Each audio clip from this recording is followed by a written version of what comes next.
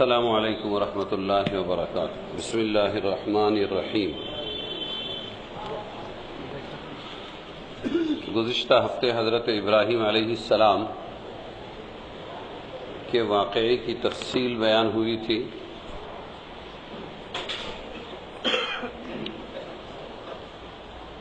اور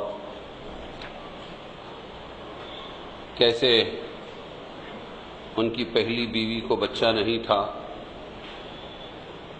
پھر فرعون کی بیٹی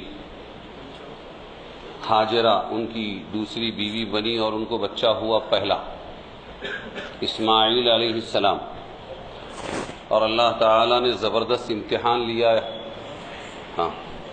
حضرت ابراہیم علیہ السلام کا کہ 87 سال کی عمر میں جو بچہ پیدا ہوا اس کو اور پیاری بچہ دینے والی بیوی کو لے جا کر غیر سرسبز و شاداب علاقے میں مکہ میں بساؤ، یہ حکم ہوا۔ امتحان تھا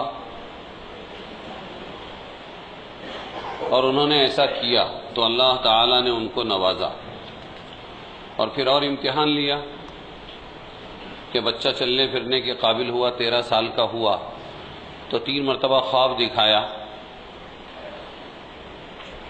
کہ وہ اپنے بچے کو ذبح کر رہے ہیں۔ تو انہوں نے اپنے بچے سے پوچھا، میں ایسا خواب دیکھ رہا ہوں، بیٹا تیری کیا رائے ہے؟ بیٹے نے سیدھا یہ جواب دیا، یا ابت فعل ما تؤمر ستجدونی انشاءاللہ من الصابرین، آپ کو جو حکم ہوا ہے پیارے ابا جان آپ کر گزریے، اس پر عمل کیجئے، مجھے صبر کرنے والا پائیں گے۔ پھر مکہ کے قریب جو گھاٹیاں ہیں وہاں اللہ تبارک و تعالیٰ کو آگے حج کے اراکین کرانے تھے، اس فیملی کی یاد تازہ کرانی تھی، وہ گھاٹی میں لے کر گئے اور ذبح کرنے کا پورا بندوبست کر لیا۔ اللہ تعالیٰ نے فرمایا ان ھذا لہو البلاء المبین، یہ زبردست اور کھلی آزمائش تھی۔ پھر ذبح عظیم دے دیا اللہ نے، ایک جانور دے دیا، اس کے بدلے میں اس کو ذبح کر دو، لیکن اولاد تو نہیں لی، لیکن اللہ نے یادگار دے دی، بدلہ دے دیا۔ تو ہم ان بحثوں سے گزرے تھے، اور گزرنے کے بعد پھر آگے آیت تھی کہ ہم نے اور بھی ان کو خوشخبری دی اسحاق کی، اور یہ اسحاق پہلی بیوی سارہ سے پیدا ہوئے تھے، اور پھر ان کو نبی بنایا، اور یہ اسحاق جو ہے ان سے بچہ پیدا ہوا یعقوب، اور یعقوب کا دوسرا نام اسرائیل، جس کو آج اسرائیل بولتے ہیں۔ اور ان کی چند بیویاں تھیں تو ان سے 2 کر کے بچے پیدا ہوئے، 12 بچے پیدا ہوئے۔ ایک حضرت یوسف علیہ السلام اور ان کے سگے بھائی تھے، ان کا نام تھا بنیامین۔ تو اکثر انبیاء جو ہے وہ انہی کی اولاد میں ہیں، اسحاق سے یعقوب، اور یعقوب سے پھر وہ انبیاء کا سلسلہ چلا۔ ادھر دوسری طرف جو پہلا بیٹا دیا حضرت اسماعیل علیہ السلام، اللہ تعالیٰ نے ان کے سلسلے میں کسی کو نبی نہیں بنایا، بلکہ یہ عرب گڈریے کہلائے۔ گڈریا کہتے ہیں چرواہے کو، بکریاں چرانا ویسے تو ہر نبی نے کیا، لیکن خاص طور سے اسماعیل علیہ السلام کی اولاد یہ بکریوں کی چرواہی بنی، یعنی ان ایجوکیٹڈ کہہ سکتے ہیں آپ، یا نبوت اور رسالت کے لیے نان کوالیفائڈ بھی کہہ سکتے ہیں۔ اور 1 سے 2 ہو جائے، 2 سے 3 ہو جائے تو پھر وہ ایک سکہ لگ جاتا ہے، آپ گھاتی شیتر۔ حالانکہ سب سے بڑا آپ گھاتی شیتر جو ہوتا ہے وہ اپنا گھر ہوتا ہے، کیونکہ گھر میں ہمارے صدیوں سے مرتے آئے ہیں لوگ۔ سب سے بڑا آپ گھاتی شیتر جو ہوتا ہے وہ اسپتال ہوتا ہے، سب سے زیادہ میتیں وہیں سے اٹھتی ہیں۔ لیکن جب ایک عادت پڑ جاتی ہے کہ یہاں تو میت ہوتی رہتی ہے تو اس کو سہار لیتا ہے، برداشت کرتا ہے آدمی۔ لیکن جہاں یہ ہو کہ نہیں یہ تو راستہ ہے، یہاں زندگی ہے، ہم فراٹے بھرتے ہوئے یہاں سے نکل جائیں گے، اپنی منزل پہ پہنچ جائیں گے، اور وہاں اگر اچانک ایکسیڈنٹ ہو جاوے تو 1 مرتبہ برداشت ہو جاتا ہے، 2 مرتبہ بھی برداشت ہو جاتا ہے، تیسری مرتبہ میں وہاں سکہ لگ جاتا ہے، مہر لگ جاتی ہے، آپ گھاتی شیتر۔ ایسے ہی اگر اللہ کی نعمت کسی کو ملے کہ کوئی عالم بن جائے، پھر اس کی اولاد بھی عالم بن جائے، پھر اس کی اولاد بھی عالم بن جائے، تو پھر ان پر عالموں کے خاندان کی ایک مہر لگ جاتی ہے۔ ایسے ہی جن کے خاندان میں ہزاروں نبی آئے، اسحاقی نبی، تو وہ اسحاق علیہ السلام کے خاندان کو نبیوں کا خاندان کہا گیا، اور یہ ہو چکا ابھی تصور کہ اب تو جو کچھ بھی ہوگا یہی ہمارے خاندان سے ہوگا۔ نبی آخر الزماں بھی آئیں گے، ہماری کتابوں میں لکھا ہے وہ ہمارے خاندان سے ہوں گے۔ تو کچھ یہودی مدینہ میں آ کر حج کو آئے تو وہیں رہ گئے کہ آخری نبی آنے والے، اس طرح یہودی آئے تھے۔ کچھ نے کہا کہ نہیں، کھجور کی بستیوں سے ہم کو لگتا ہے کہ خیبر میں آپ آنے والے ہیں، تو خیبر میں رہ گئے۔ یہ دو جگہ عربستان میں ایسی تھی جہاں پر یہودی بسیرا کر رہے تھے صدیوں سے، محبت میں حضرت محمد مصطفیٰ صلی اللہ علیہ وسلم نبی آخر الزماں کے، لیکن جیسے ہی یہ معلوم پڑا کہ ارے یہ تو بکریوں کے چرواہوں اور ان پڑھ لوگوں اور ان ایجوکیٹڈ اور غیر نبیوں کے سلسلے میں پیدا ہوئے ہیں، تو انہوں نے پھر ماننے سے انکار کر دیا۔ یہ ہے خلاصہ، اب تک کا خلاصہ یہ۔ تو ہم یہاں پر پہنچے تھے کہ اللہ تعالیٰ نے حضرت اسماعیل علیہ السلام کو، ہاجرہ کو قربانیوں سے گزارا اور پھر انعام دیا، اور اس قصے کے بعد اللہ اس آیت میں فرما رہے ہیں وَبَشَّرْنَاهُ بِإِسْحَاقَ نَبِيًّا مِّنَ الصَّالِحِينَ۔ حضرت ابراہیم کو ہم نے خوشخبری سنائی اسحاق کی کہ جس کو ہم نبی بنائیں گے، نیک لوگوں میں ہوں گے وہ۔ وَبَارَكْنَا عَلَيْهِ وَعَلَىٰ اسحاق، اور ہم نے ان پر برکت نازل کی اور اسحاق پر بھی برکت نازل کی۔ وَمِن ذُرِّيَّتِهِمَا، اور ان دونوں کی اولاد میں کچھ اچھے نکلے کچھ برے نکلے، محسن وَظَالِمٌ لِنَفْسِهِ مُبِينٌ۔ بحث چلتے چلتے یہاں پر آ گئی تھی کہ کچھ لوگوں کا دعویٰ یہ ہے کہ ہاں قربانی کا پورا واقعہ صحیح ہے، لیکن ذبیح بمعنی جس کو ذبح کیا گیا، کوشش کی گئی، وہ حضرت اسماعیل نہیں تھے، اسحاق تھے۔ اب یہ ہے حسد جلن کا جھگڑا، اپنی منوپلی جس کو کہیں گے۔ اسماعیل کو یہ شرف کیسے حاصل ہو سکتا ہے؟ ہمارے جو باپ دادا تھے وہ یعقوب تھے، یعقوب کے دادا کون تھے، ابا کون تھے، اسحاق تھے، لہٰذا یہ شرافت کہ قربانی کا اتنا عظیم واقعہ یہ ہمارے خاندان کا ہے۔ تو انہوں نے یہ بیان کرنا شروع کیا۔ اب آج کی بحث ہماری یہ ہے کہ وہ اسحاق تھے یا اسماعیل تھے، اس لیے کہ حضرت محمد مصطفیٰ صلی اللہ علیہ وسلم حضرت اسماعیل کی اولاد میں۔ اوپر آیات کی تفسیر یہ تسلیم کرتے ہوئے کہ کی گئی کہ حضرت ابراہیم کو جس بیٹے کے ذبح کرنے کا حکم دیا گیا تھا وہ حضرت اسماعیل تھے، لیکن در حقیقت اس معاملے میں مفسرین اور مورخین کے درمیان شدید اختلاف پایا جاتا ہے۔ حضرت عمر، حضرت علی، حضرت عبداللہ ابن مسعود، حضرت عباس، حضرت ابن عباس، کعب احبار، سعید ابن جبیر، قتادہ، مسروق، اکرمہ، عطا، مقاتل، زہری اور سدی سے منقول ہے کہ وہ صاحبزادے حضرت اسحاق تھے۔ یہ بھی بڑے بڑے علماء کی فہرست ہے صحابہ میں۔ اور اس کے برخلاف حضرت علی، حضرت ابن عباس، حضرت عبداللہ ابن عمر، حضرت ابو ہریرہ، حضرت ابو طفیل، سعید ابن المسیب، سعید ابن جبیر، حسن بصری، مجاہد، حضرت عمر ابن عبدالعزیز، شعبی، محمد ابن کعب قرظی اور دوسرے بہت سے تابعین سے منقول ہے کہ وہ صاحبزادے حضرت اسماعیل علیہ السلام تھے۔ بعد کے مفسرین میں سے حافظ ابن جریر طبری نے پہلے قول کو ترجیح دی اور حافظ ابن کثیر نے دوسرے قول کو اختیار کیا۔ پہلے قول کی سختی کے ساتھ تردید فرمائی۔ یہاں فریقین کے اب دلائل دیکھنا پڑیں گے کہ کون کس بنیاد پہ بات کر رہا ہے۔ تاہم قرآن کے اسلوب بیان اور روایات کی قوت کے لحاظ سے راجح یہی معلوم ہوتا ہے کہ حضرت ابراہیم کو جن صاحبزادے کے ذبح کا حکم دیا گیا وہ حضرت اسماعیل علیہ السلام تھے۔ ان کے دلائل یہ ہے، اسماعیل تھے، اب ان کے دلائل سنیے۔ قرآن کریم نے بیٹے کی قربانی کا پورا واقعہ نقل کرنے کے بعد فرمایا کیا؟ وَبَشَّرْنَاهُ بِإِسْحَاقَ نَبِيًّا مِّنَ الصَّالِحِينَ۔ کب فرمایا؟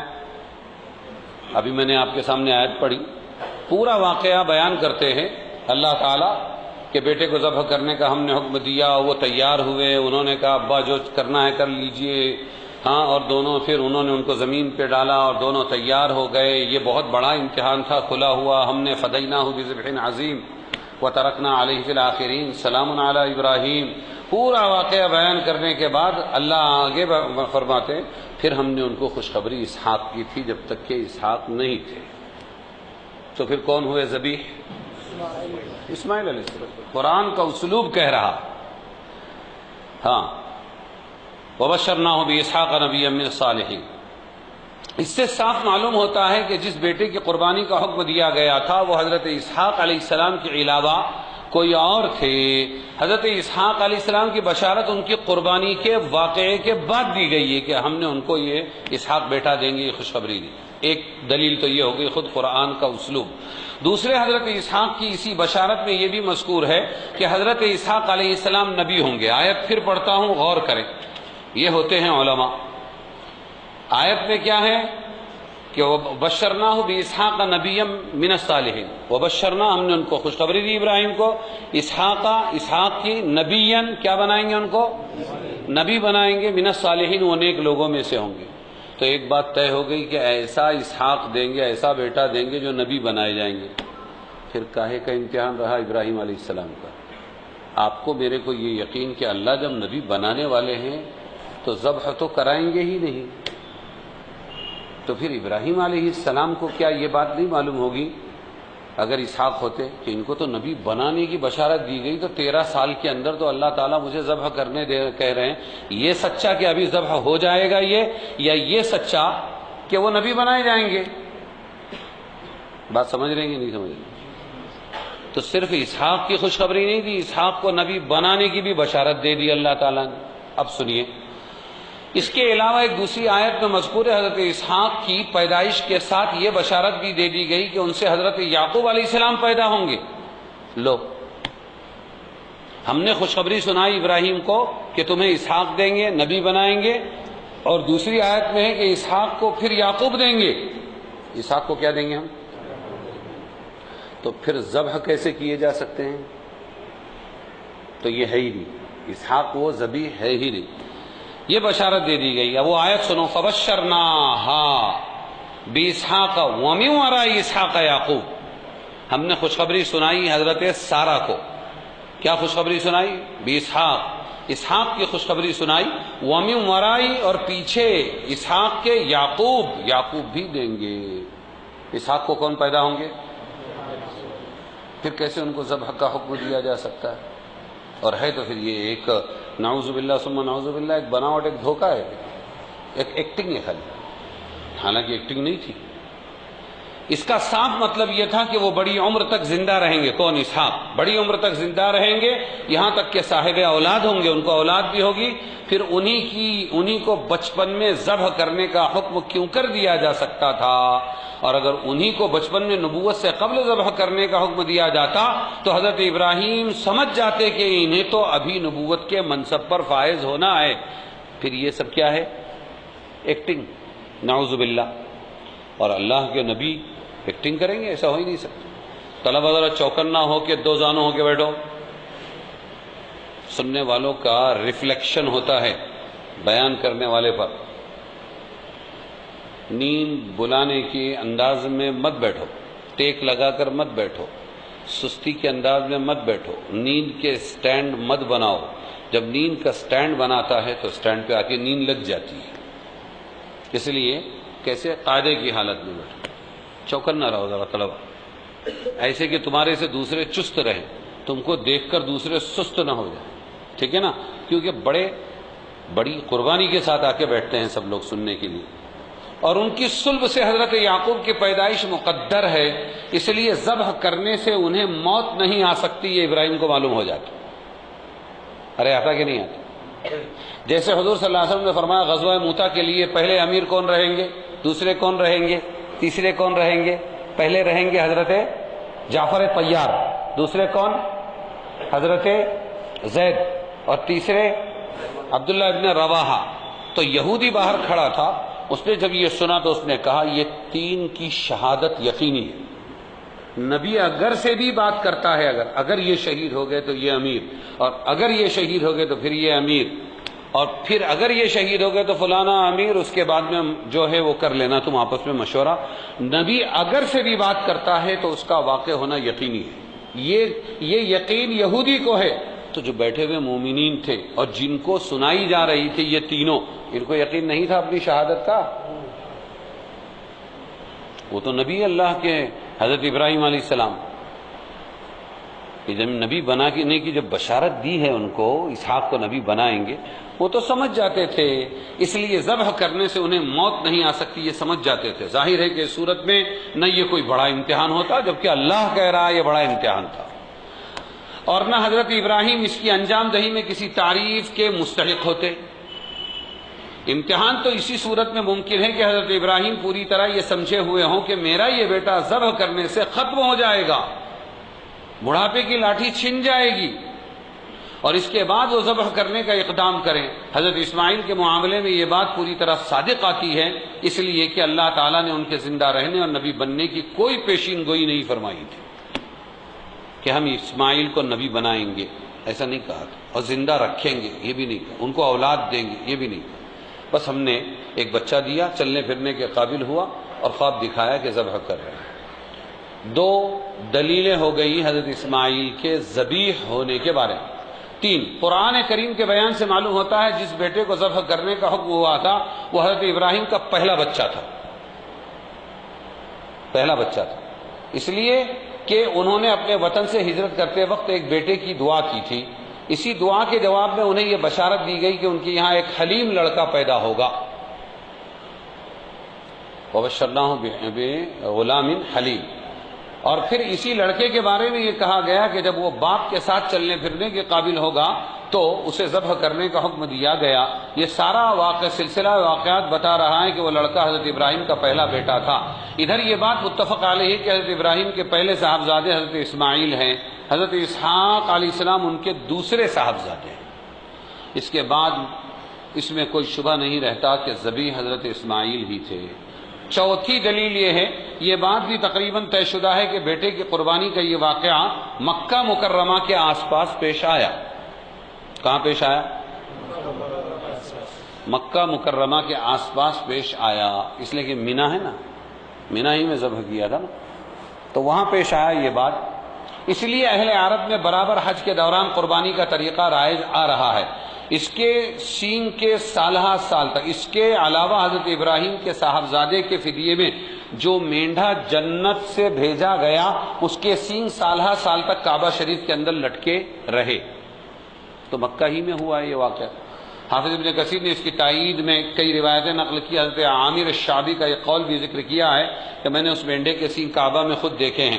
حضرت سفیان فرماتے ہیں اس مینڈے کے سینگ مسلسل کعبہ میں لٹکے رہے یہاں تک کہ جب حجاج ابن یوسف ثقفی کے زمانے میں کعبۃ اللہ میں آگ لگی، اس نے منجنیق سے آگ کے گولے برسائے تھے تو یہ سینگ بھی جل گئے۔ اب ظاہر ہے کہ مکہ مکرمہ میں حضرت اسماعیل علیہ السلام تشریف فرما ہوئے تھے، اسحاق نہیں، نہ حضرت اسحاق علیہ السلام، اس لیے صاف ظاہر ہے کہ ذبح کا حکم حضرت اسماعیل ہی سے متعلق تھا نہ کہ حضرت اسحاق علیہ السلام سے۔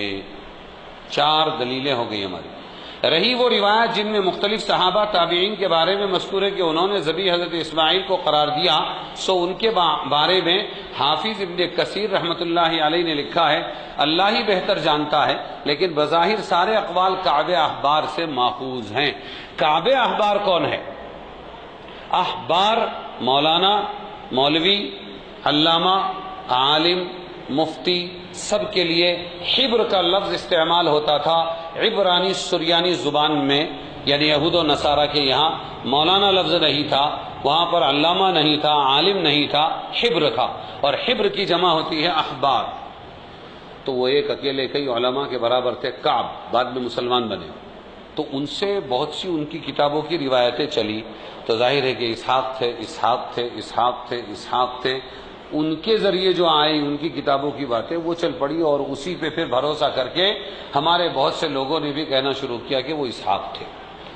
تحقیق ہر ایک کے پاس نہیں ہوگی، اس لیے جب وہ حضرت عمر کے زمانے میں اسلام لائے تو حضرت عمر کو اپنی پرانی کتابوں کے باقی باتیں سنانے لگے، اور بعض اوقات حضرت عمر ان کی باتیں سن لیتے تھے، اس سے اور لوگوں کو بھی گنجائش ملی اور انہوں نے بھی ان کی روایت سن کر انہیں نقل کرنا شروع کر دیا۔ ان روایات میں ہر طرح کے رطب و یابس، سوکھا گیلا، رطب و یابس کا مطلب کیا ہے؟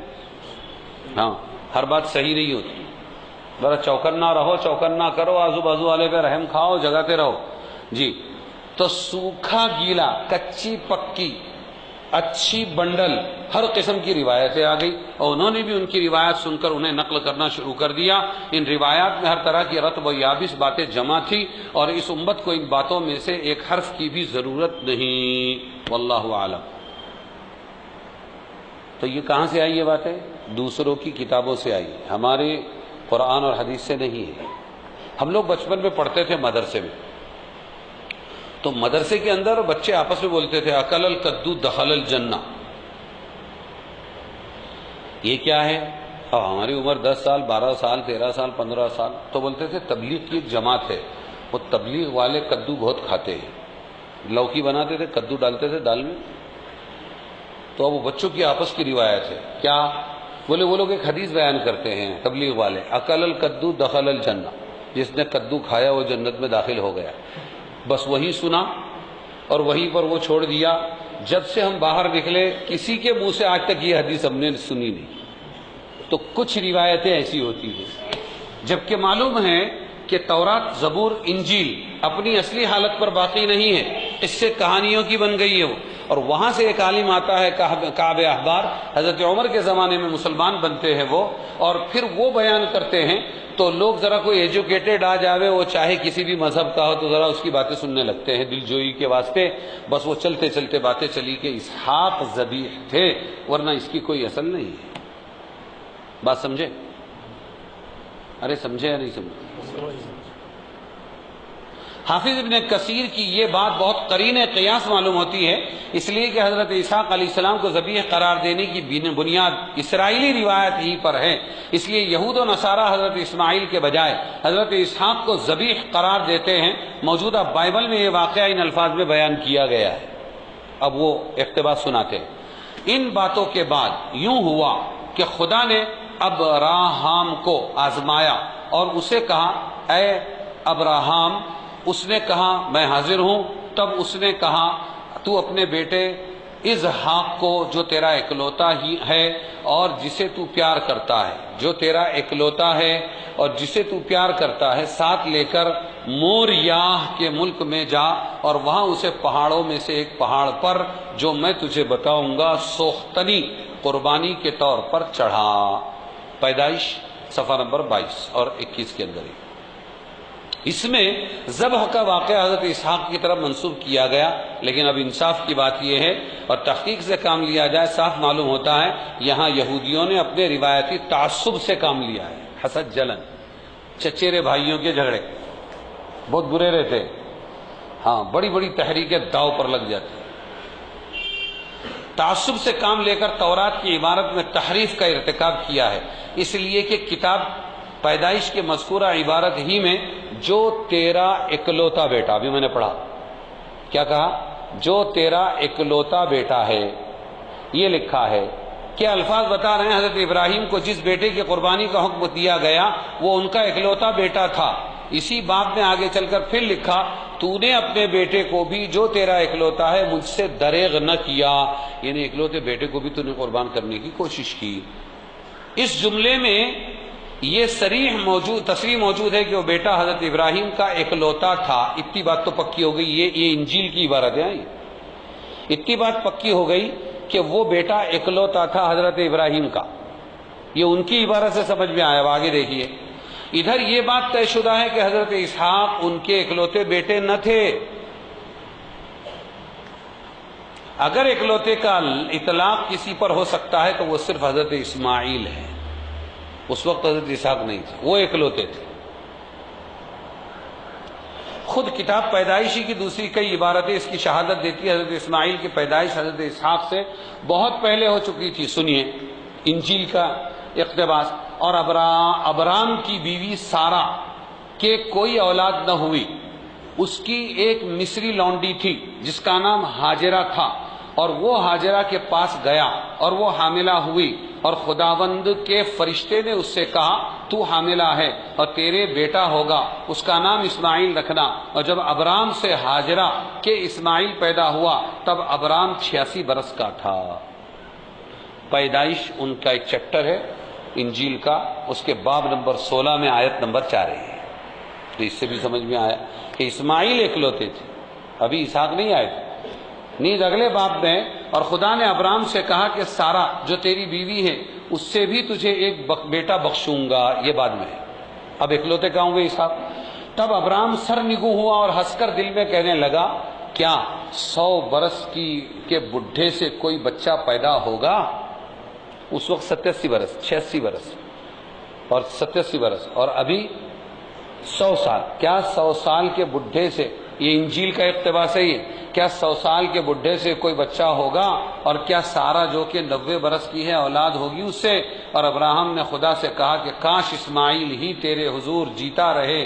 تب خدا نے فرمایا، بے شک تیری بیوی سارا کے تجھ سے بیٹا ہوگا، اس کا نام اسحاق رکھنا۔